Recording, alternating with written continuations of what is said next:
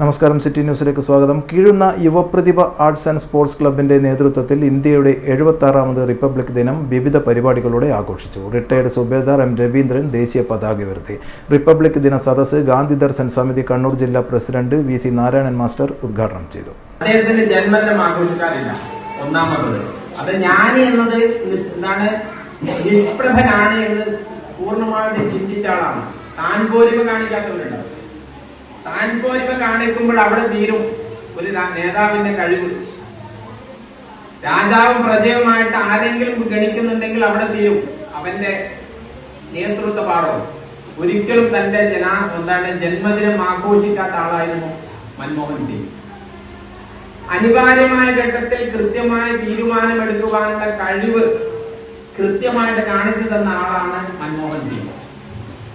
എപ്പോഴാണെന്ന് പറയാം, നേരത്തെ പറഞ്ഞതിന്റെ തുടർച്ചയാ പറയുന്നു. ഇന്ത്യൻ പ്രധാനമന്ത്രി ആയിരുന്ന നരസിംഹറാവുവിന്റെ മന്ത്രിസഭയിലെ ധനകാര്യ വകുപ്പ് മന്ത്രിയായിരുന്നു മൻമോഹൻ സിംഗ്. അതിനു മുമ്പ് ധനകാര്യ വകുപ്പ് മന്ത്രിയാവാൻ എല്ലാ യോഗ്യത അദ്ദേഹത്തിനുണ്ട്. വിദേശ സർവകലാശാലകളിലടക്കം ലെക്ചർ നടത്തുന്ന ലക്ഷക്കണക്കിന് രൂപ ഒരു ലെക്ചറിന് കിട്ടുന്ന വലിയ സാമ്പത്തിക ശാസ്ത്രജ്ഞനാണ്.